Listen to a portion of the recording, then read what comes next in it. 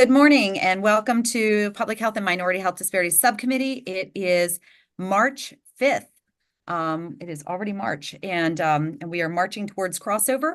So we're going to get started. We've got a you talk to Martha. We've got a number of bills on the agenda today. We are going to start with House Bill 980, Public Health Opioid Restitution Advisory Council and Fund revisions. I understand that the stakeholders have been having multiple conversations, and we just wanted to get an update on where we are.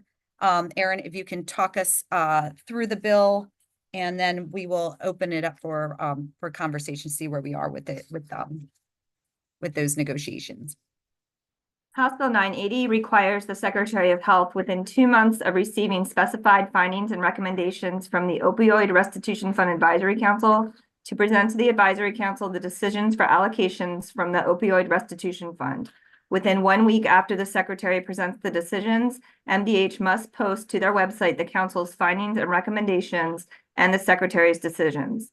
The bill also expands the permitted uses of opioid restitution funds to include supporting community-based recovery organizations in the state and requires that in each fiscal year, at least 25% of the money from the fund be used for this purpose. By November 1st of each year, any political subdivision that receives opioid restitution funds must report to the Secretary on the amount of money received that was expended during the preceding year and how the money was spent, and post the report to the political subdivision's website. By December 1st of each year, the department must submit the reports from the political subdivision to the General Assembly.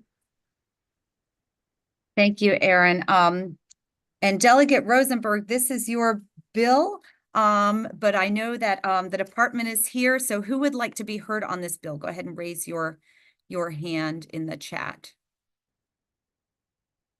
Oh, all right. Delegate Rosenberg and then Marie Grant. Well, thank you, Madam Chair. I have participated in the discussions, and I think we have a sound product with the amendments. So I will defer to Marie Grant and Ann Seacott if she is present and wishes to speak. Thank you, Madam Chair. Thank you. Thank you, Delegate Rosenberg. Marie Grant. Thanks, Madam Subcommittee Chair.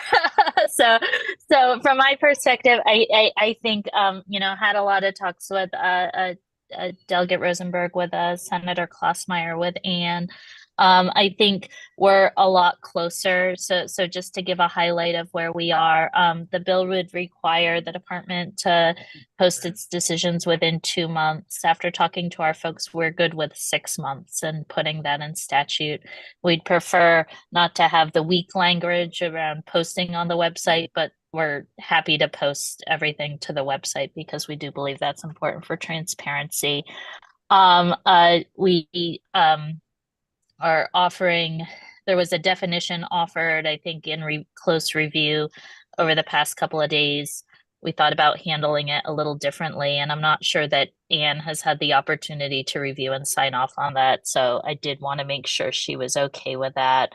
And then would want to recommend striking about the percentage. And the last piece of the bill is the local health reporting requirements. I will say the department was fine with that. I know that was what Mako raised a concern about, but certainly in reviewing it, we were okay with that. So we don't have amendment language officially to offer today, but those are where we are with the discussions. So it sounds like we're close. Is there anyone else who wants to be heard on this bill? All right, seeing no hands, we're going to go ahead and hold that bill, but it sounds like we are very close. So subcommittee, stay tuned. And we are going to go to House Bill 548. This is the Task Force on Responsible Use of Natural Psychedelic Substances. Aaron, if you can talk us through the bill and the amended language. So the bill, we had discussed the amendments that I sent again this week. The bill was held last week because there was discussion about how to define natural psychedelic substances. our intern did look at other states and how they've defined it in their various task forces, or if they have legalized these substances. It's kind of all over the place. So there wasn't really a uniform definition to go by. A lot of states did list specific substances, just like is done in this bill. I think one thing you could do if you wanted to change just in the definition where it says natural psychedelic substances means naturally derived, and the list, you can change means to includes, and that necessarily would open up to more, because under our drafting guidelines, includes is illustrative. Okay.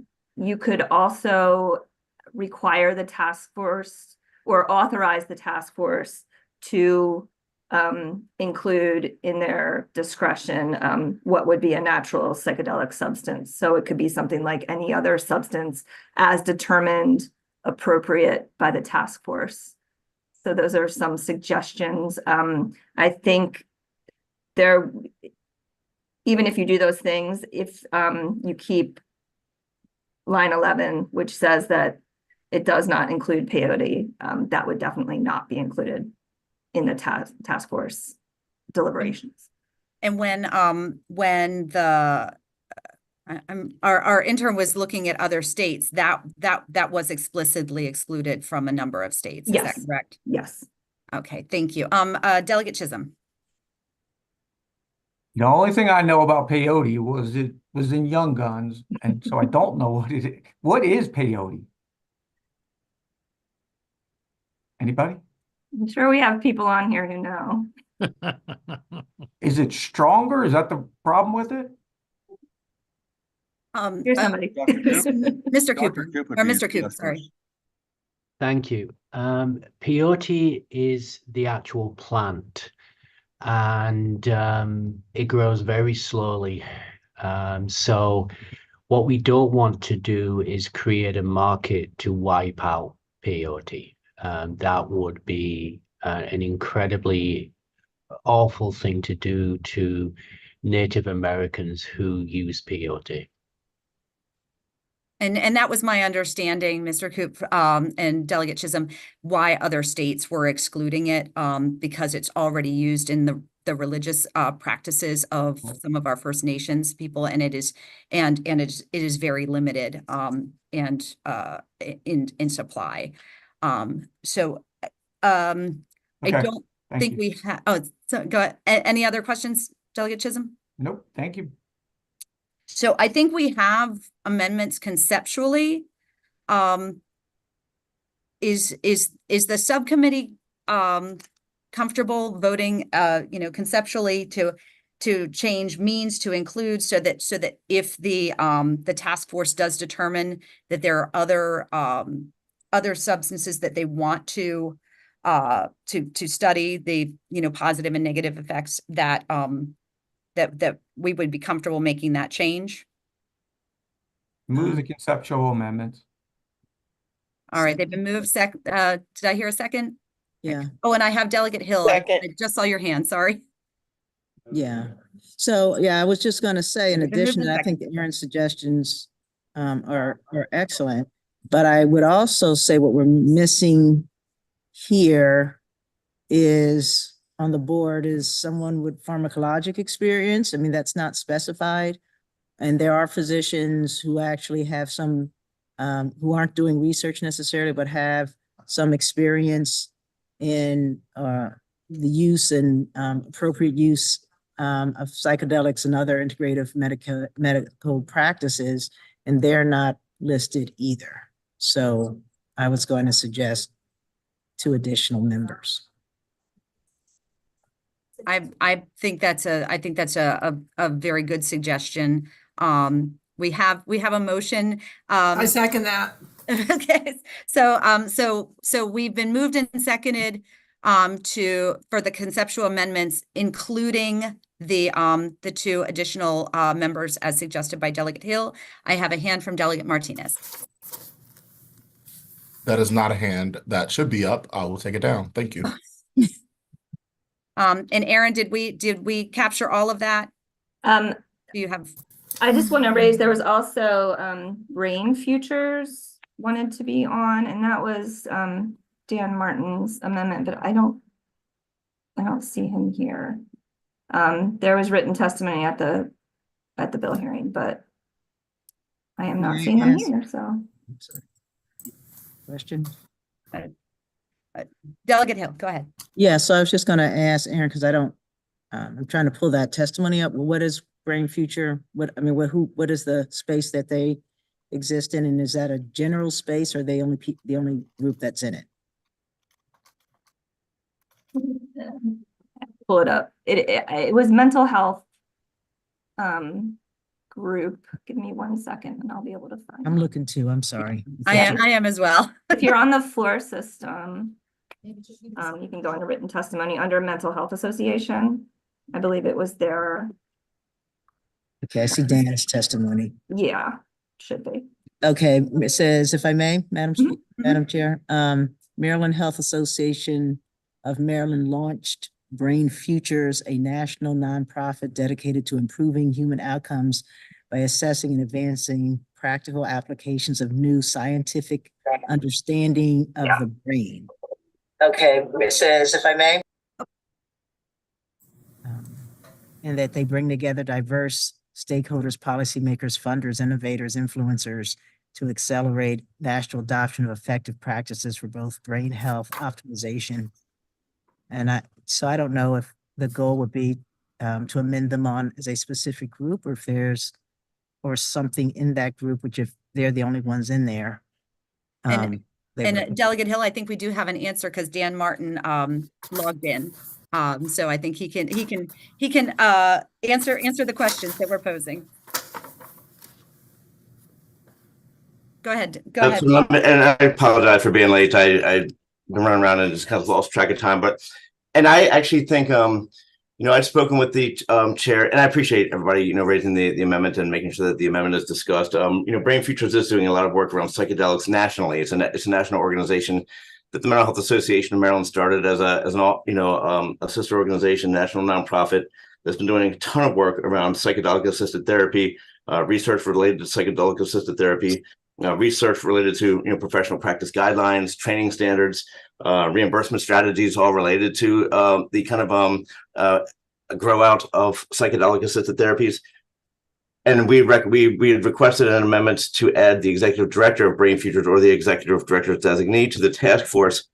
After the hearing, however, I spoke with Delegate Gazzoni, the chair of the bill, and I had spoken with director of the Cannabis Commission. And I know they were trying to limit the kind of the total. I think the size of the task force was getting a little big. They were trying to limit the size of the task force, and I had speaking with both the sponsor and the director of the Cannabis Commission, which is where this will be housed. There was a feeling that the executive director of Brain Futures would fit in within one of the kind of researcher positions that are already kind of outlined, delineated in the task force membership. And so we're fine with that. And so, no need to push the amendment. We're fine. I take, again, the sponsor and the chair, the head of the commission at their word that, we'll find a way for Brain Futures to get involved in that work should the bill pass. And so thank you very much. Thank you very much, Dan. Delegate Hill. Yeah, thank you. Madam Chair, we have had bills, and Aaron can help with this, but we have language that says that the task force or work group shall work with other, which actually, obviously they can work, but it gives them sort of a charge to actually work with other groups that exist that have information that can be relevant.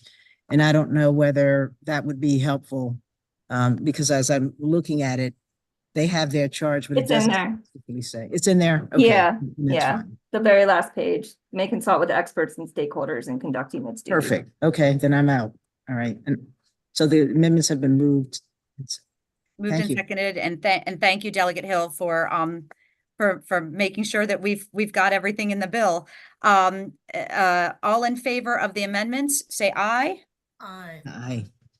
Anyone opposed, go ahead and raise your hand in the chat.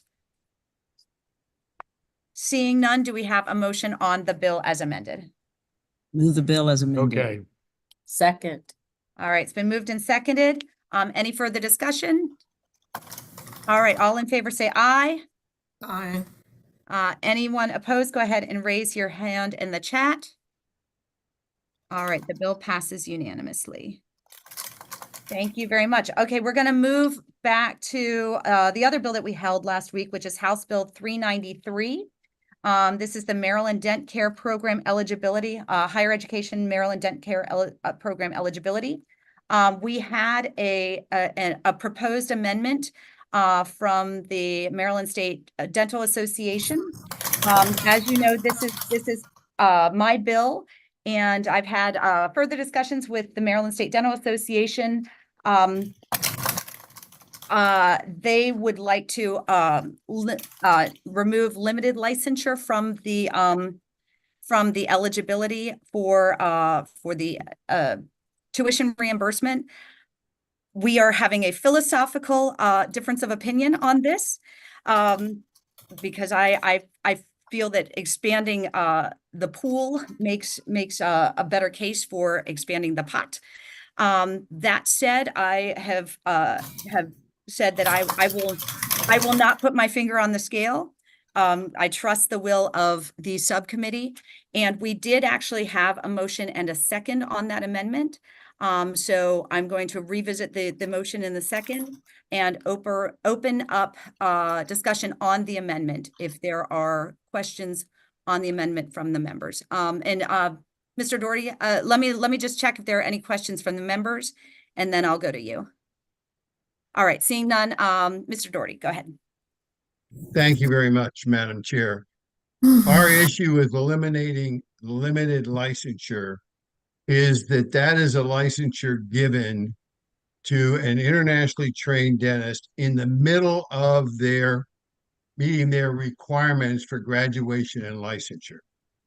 The law requires, there are two paths. One is they can take 2 years of clinical work in a dental school and then complete taking the ADLEX exam, the National Board Commission exam, and the jurisprudence exam. Or they can apply for a waiver so that they can work in a facility treating at a public clinic.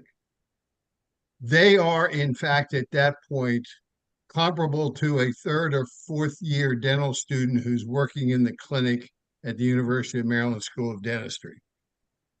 When they complete that, they still must pass the exams. One is an exam that deals with clinical diagnosis and with treatment planning, as well as clinical testing.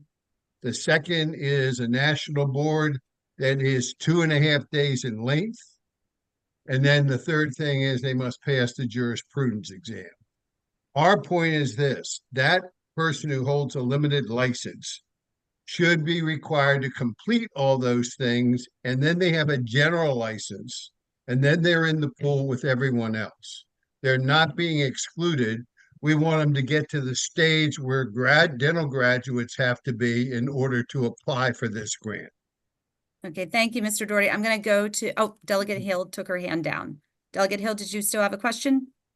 Yeah, I did. I think he explained, but I just wanted to be clear on how is this different from what non-international dental grads, fellows, residents. He gave me that outline, but we didn't hear how that compares to those who didn't come through that route. And when are they eligible to be considered for grants? Graduates from dental school must then complete these 3 exams, be of good moral character, all of that, and get their general license. At that point, when they can be in private practice, that's when they apply. And Robin Elliott, you had a contribution as well. Go ahead. Yes, I just wanted to sort of provide information on where this idea came from. It actually came from the Chop Tank Community Health System, which is a FQHC on the Mid-Shore.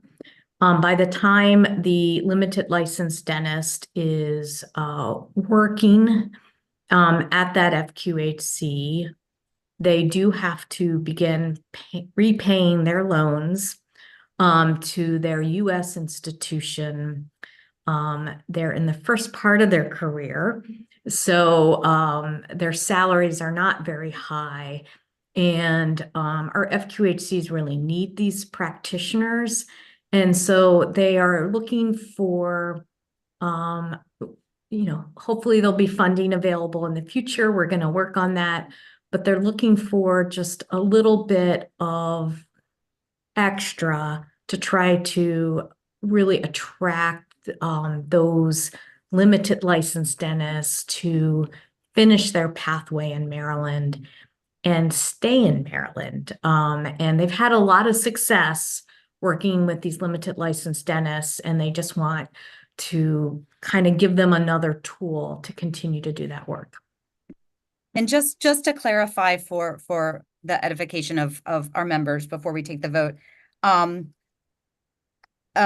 internationally trained dentists are working in the same FQHCs under their limited licensure as unrestricted dentists who were not internationally trained, or they're working in the same space. Is that correct? I'm not sure Michael about Patty. supervision requirements, Madam Chair. There are. Hold on, the- Mr. Doherty. I think Mr. Okay. Patty had an answer. Okay. We can't hear you, Mr. Patty.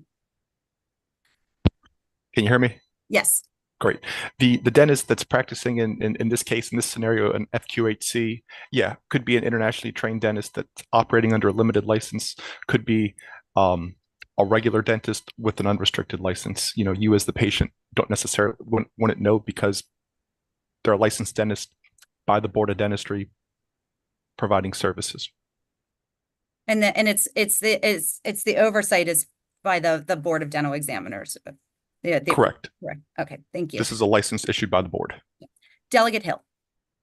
Thank you. So, Mr. Patty, can you do the comparison again? So in the clinic, it could be one of these internationally trained dentists that has a restricted license. It can be a dentist who trained in the US who has an unrestricted license. They're getting paid about the same. If I'm understanding, I'm gonna say, and you just correct what's wrong.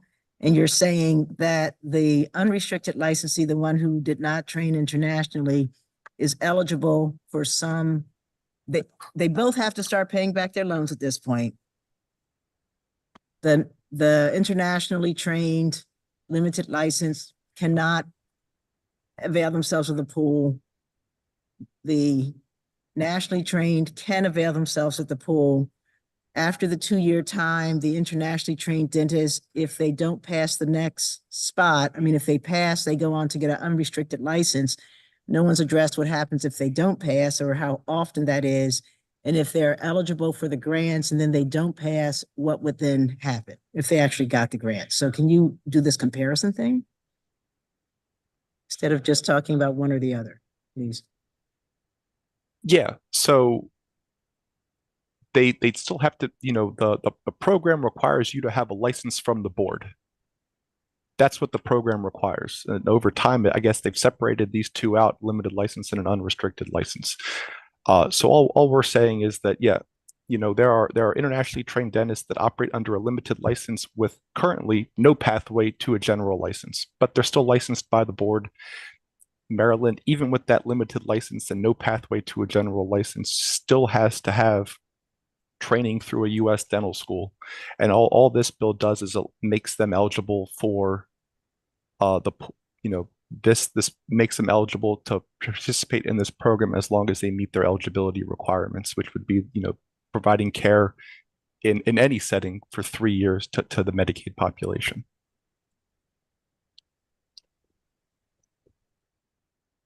Madam Chair, could I respond? Yes, quickly though, because we do have a number of bills to get through.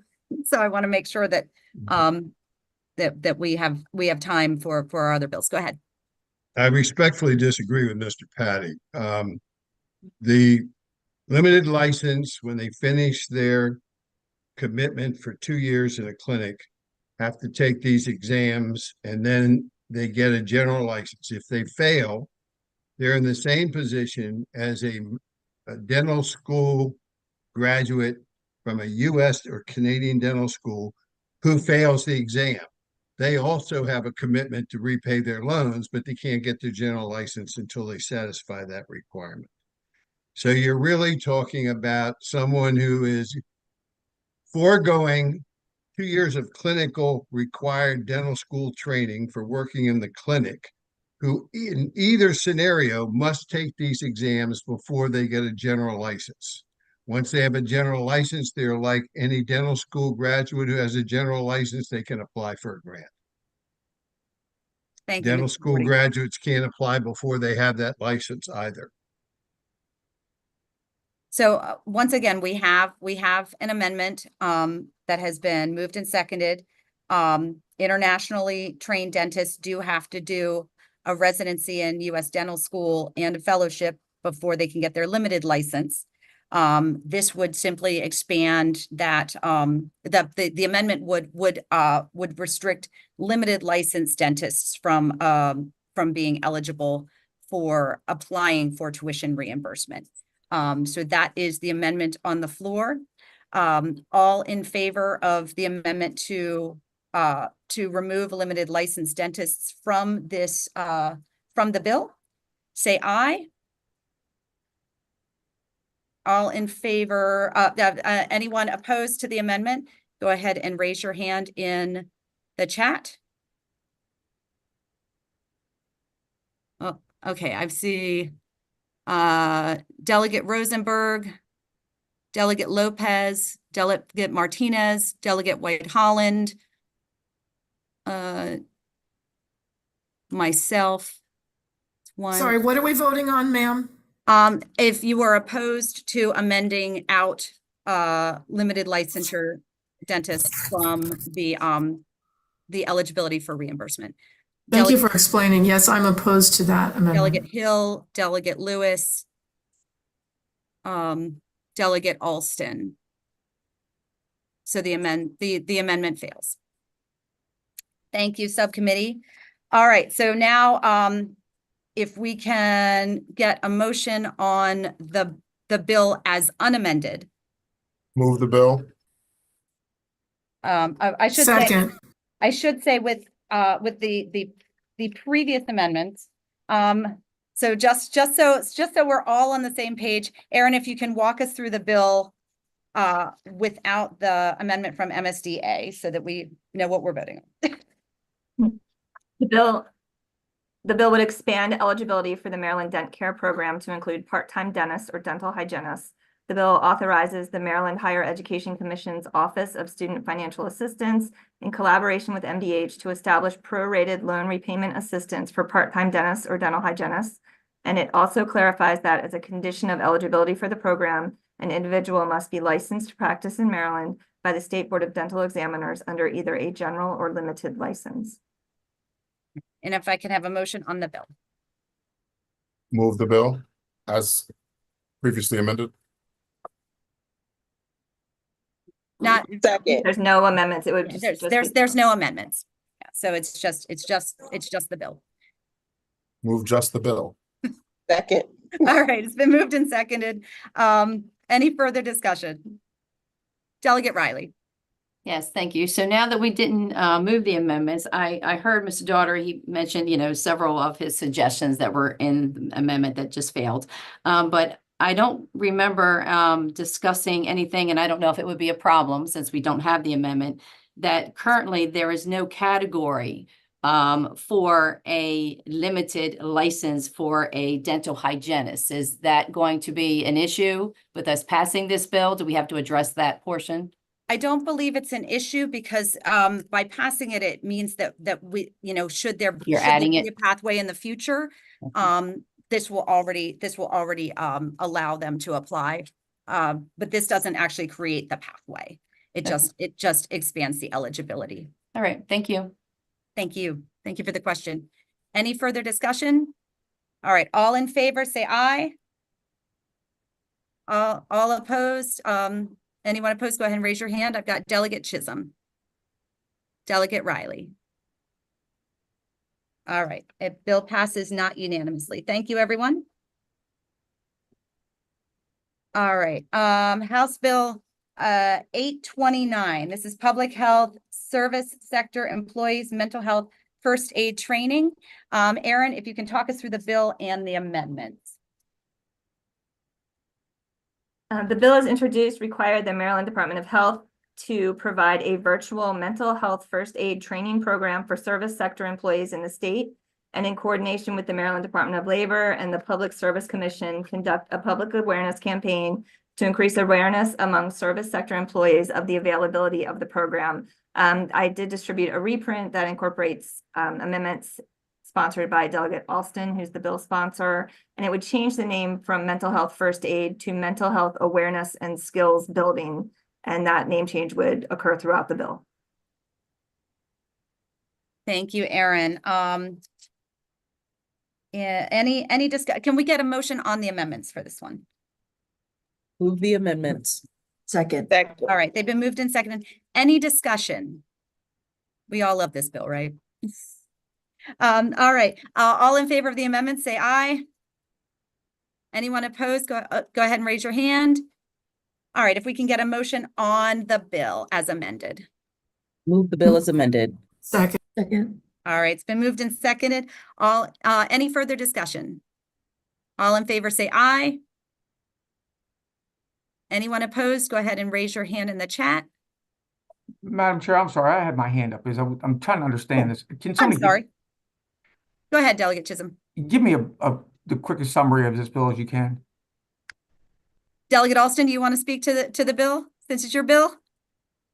Yeah, it's basically providing mental health training and awareness to people who encounter large amounts of people. So like your cashiers, your bartenders, your waitresses, cab drivers, because they encounter so many people. We want them to understand when to call for mental health help versus when to call the police. It's not a mandate. It's not required. It's just telling the health department to make the training readily available to those folks.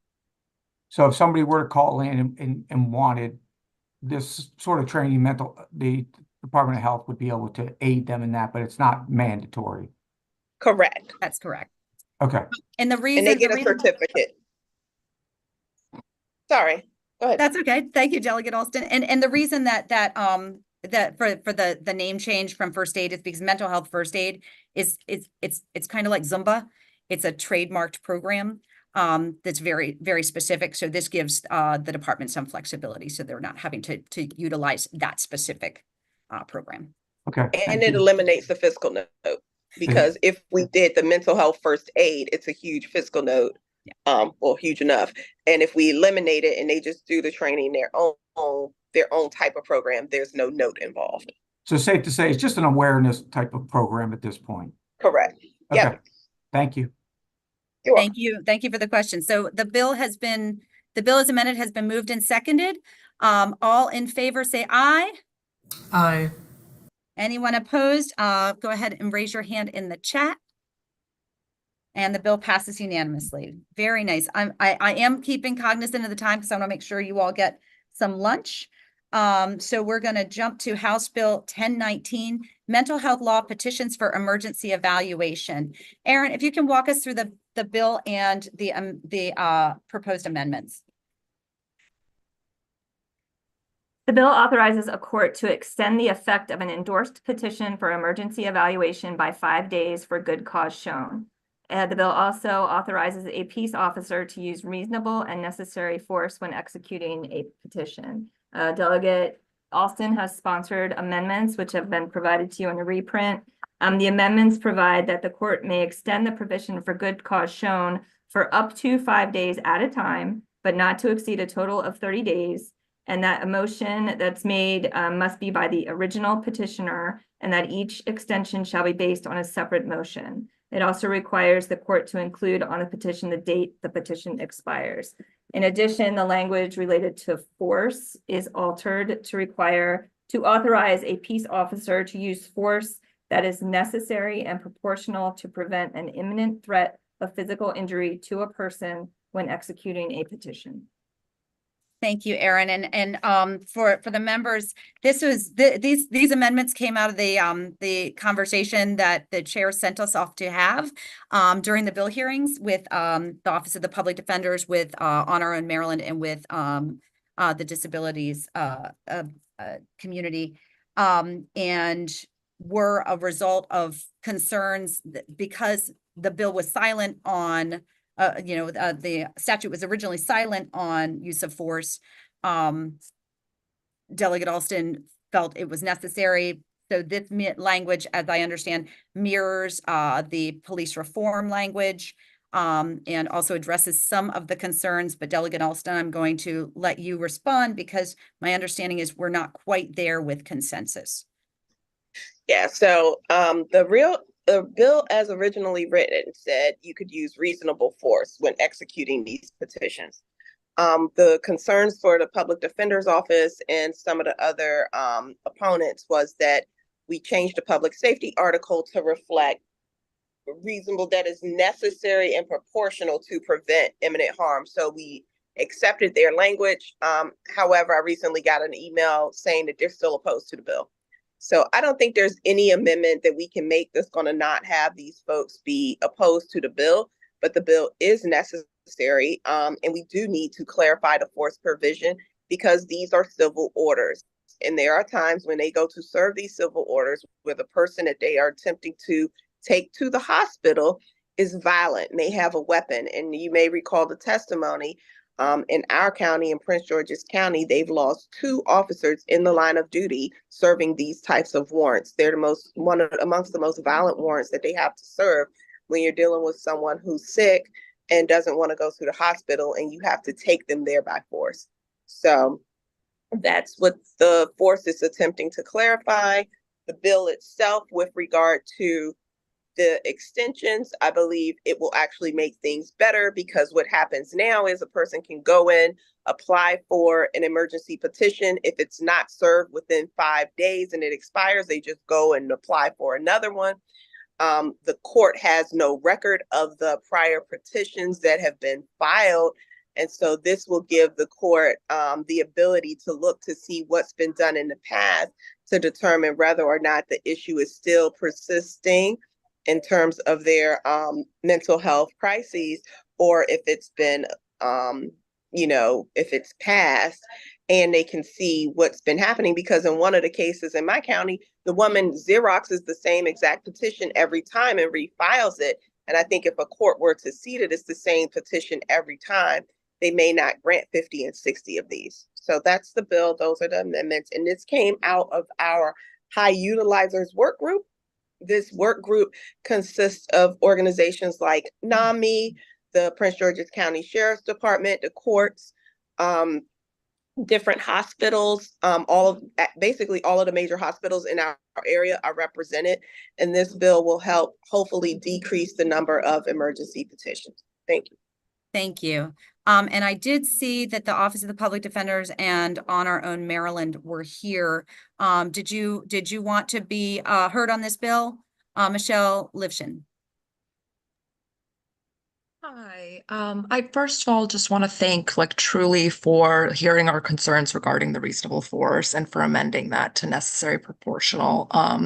Just big thank you. And I recognize that that is a big change. And so one amendment that I wonder whether or not the subcommittee might consider, if there's a potential extension to the EP process, whether or not data collection could become a part of this bill, just so that we were able to see what is happening with the EP process, the number of EPs that are extended, rationale, just to give us something to look at in terms of evaluating the success of this extension.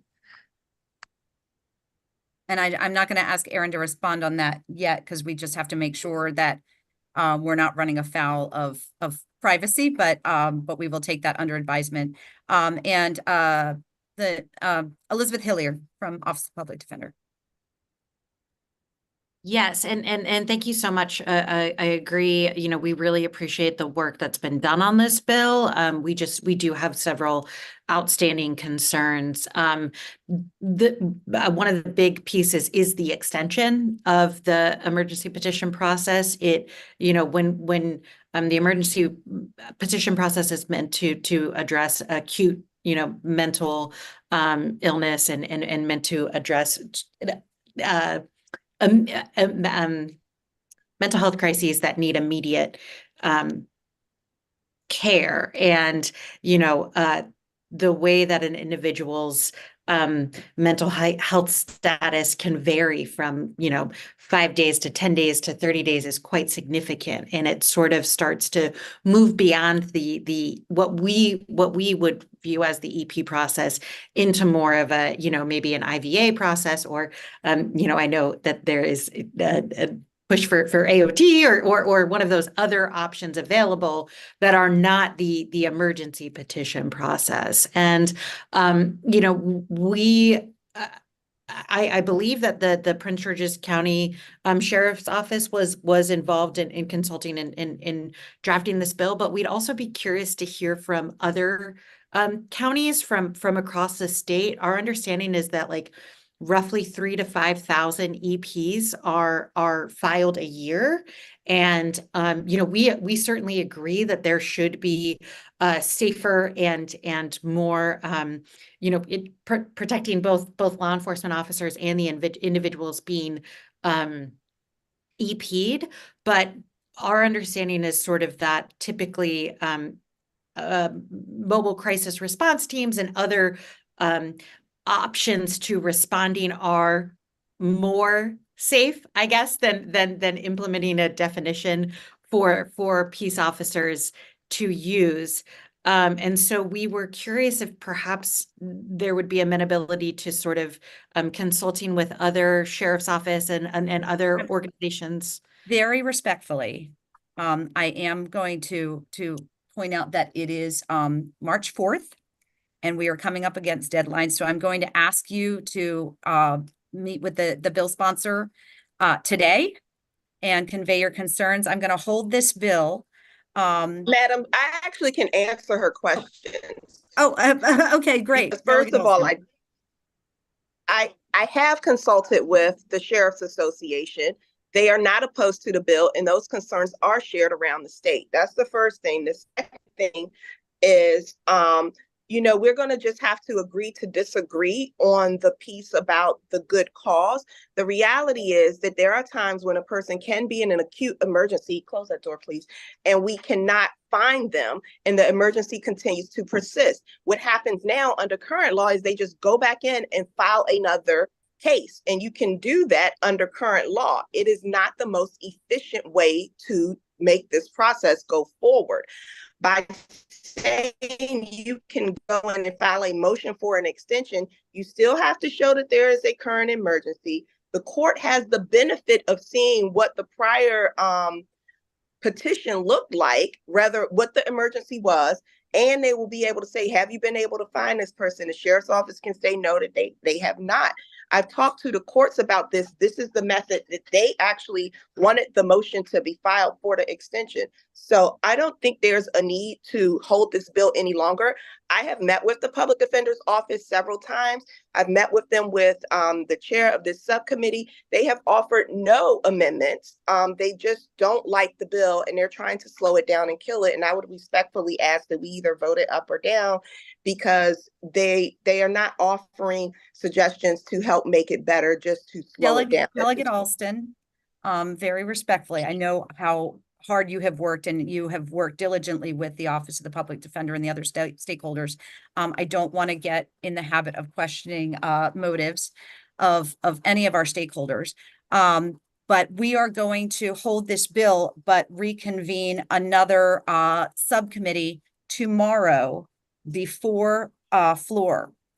So I'm asking the Office of the Public Defender and any other stakeholders that want to be heard on this bill to meet with Delegate Alston today. And please don't surprise her tomorrow morning. Because we're gonna meet on this bill. And I'm giving the subcommittee a heads up right now. So we've got 9 minutes left, and I want to turn to our last two bills to at least start the conversation. So I know that we have some hands from a couple of stakeholders. I'm going to ask you to speak with the bill sponsor today as well, to address any outstanding concerns before we vote on this bill tomorrow. And we're going to hold it till tomorrow morning. Thank you, Delegate Alston. Thank you to everyone for diligently meeting with the good delegate and working it out.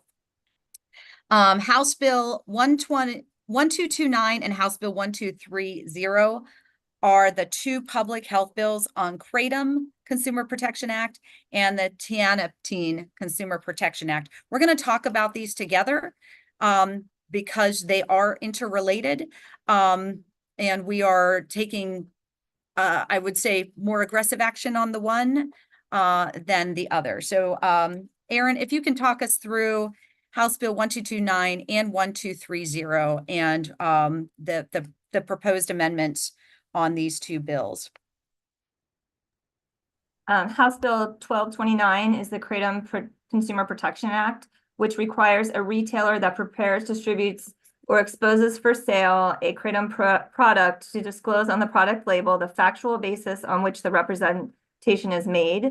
A retailer is prohibited from preparing, distributing, selling, or exposing for sale a Kratom product that does not comply with the specified disclosure or that is adulterated with, contaminated with, or contains other substances. Distributing, selling, or exposing for sale a Kratom product to an individual younger than 21. A violator is guilty of a misdemeanor and subject to a criminal penalty. A retailer may not advertise or market a Kratom product to minors directly or indirectly. MDH is required to adopt regulations and collaborate with the Maryland Hospital Association to report to the General Assembly by December 31st, 2025 on the number of adverse health events observed in individuals after the use of opioid-like substances. Chair Payne-Melnick has offered amendments to this bill, which have been provided in a reprint. Actually, this one came in separately to you all while you were on the floor. But her amendments would increase the penalty provisions of this bill to provide that it would be it increases the violations of the labeling from $500 to $1,000 for a first violation, $1,000 to $2,000 for a subsequent violation, and then the violations of the sale to increase from $500 to $5,000. Delegate Bagnall wanted to include an amendment that would strengthen the advertising prohibitions to provide that a retailer may not directly or indirectly advertise that Kratom has therapeutic benefits. So that's that bill. The Tianeptine bill came in the same posture as the Kratom bill, as a ban on the labeling and the sale to minors.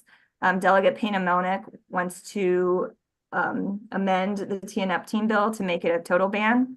So the bill would provide that a retailer may not distribute, sell, expose for sale, or advertise for sale a Tianeptine product to an individual.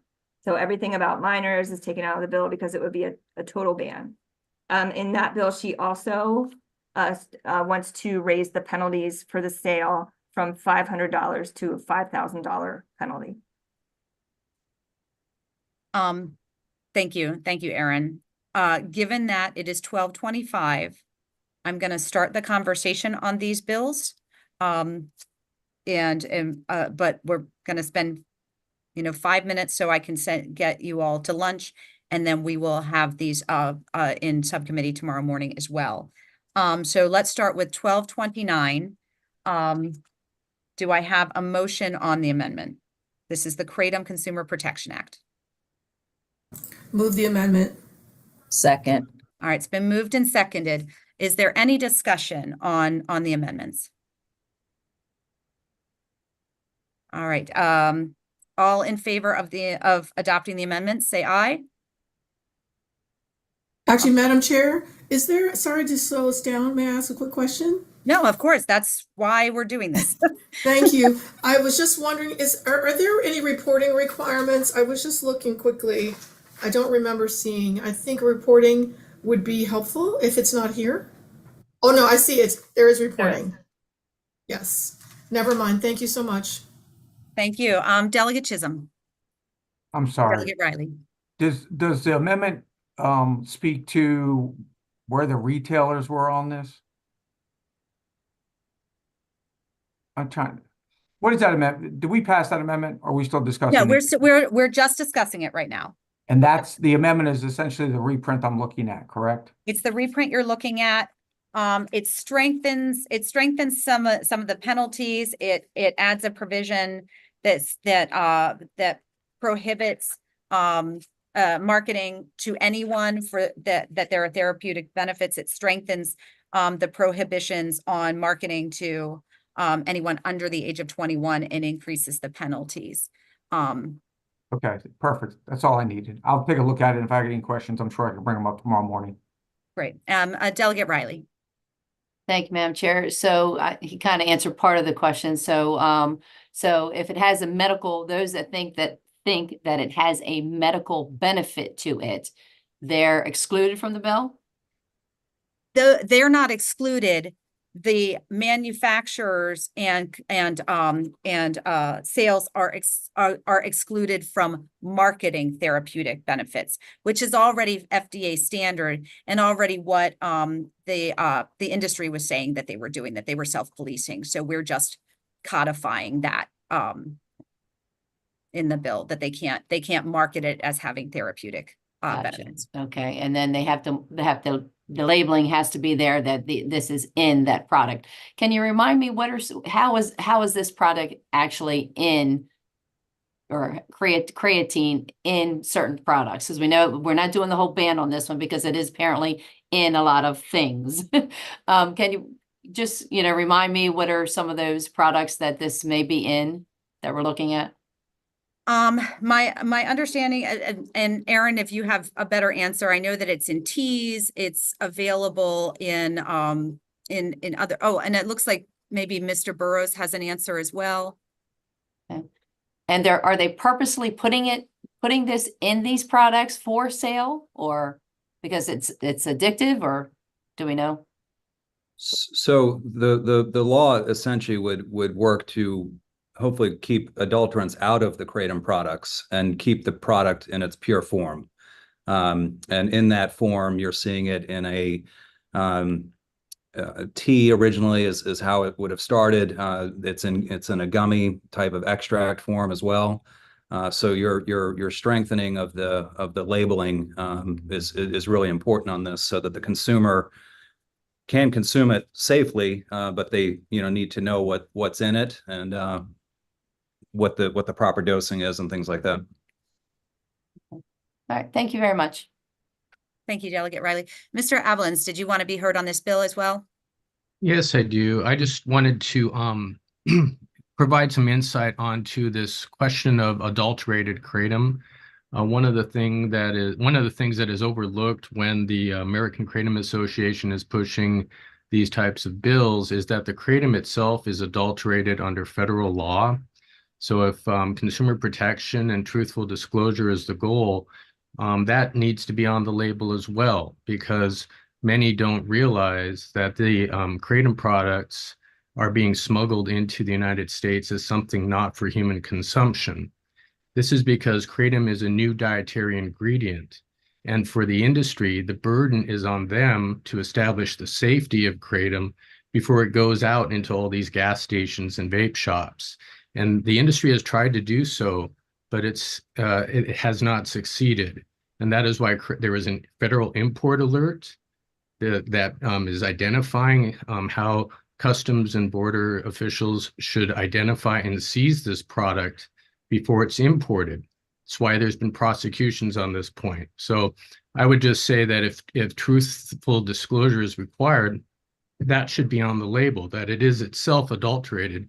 Because if you suggest that adulterated kratom is safe, that's misleading. And it's also misleading because recent science, including what's coming out of the Center for Disease Control, is confirming an increasing number of deaths associated with pure kratom.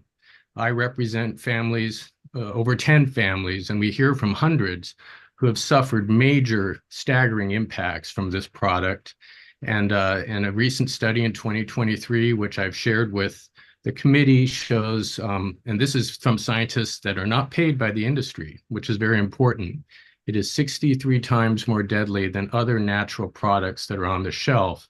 And finally, there's no teeth in the marketing here. There's no warnings to the consumer about things like it's 63 times more deadly than other products on the shelf, or another study showed it creates the risk of cardiac arrhythmia 8 times over baseline, higher than other opiate alternatives. This is a product that the FDA is not approving because it is more dangerous than even prescription medications. It's not an over-the-counter product that is lawfully in the country. And so we would suggest that perhaps the requirement that the product be verified as not adulterated under Section 402F of the Food, Drug, and Cosmetic Act, that's 21 USC 342F. If they could provide a verification of that, then you would know that they've done their work and they've established the product is safe. And finally, Mr. Avalance, I actually need to let my members go. We will continue this discussion tomorrow morning, but I did want to get the question from Delegate Chisholm, so that if it's something that we need to get an answer for, we can get it before tomorrow. Can we get an answer on, do we have an idea of how much of this product that's ending up on shelves is actually the stuff that's being smuggled in across the border, or however it's getting here, that we have no idea what's actually in it? From, if I'm gathering what you're telling me, that it's ending up in some gas stations, that it's never really been looked at by any oversight. It's just coming across the border. It's almost like putting fentanyl on the, it's not that it's fentanyl, but it's almost like putting an illicit drug on the shelf that nobody's looked at except for the manufacturer of wherever it was manufactured. All right, we're going to try and get your answer for you, Delegate Chisholm, before the meeting tomorrow. Are there any other questions from the members before we adjourn? All right, seeing none, we will pick up. We have 3 bills tomorrow that we're going to pick up in our subcommittee, and just check your email for details. With that, can I have a motion to adjourn?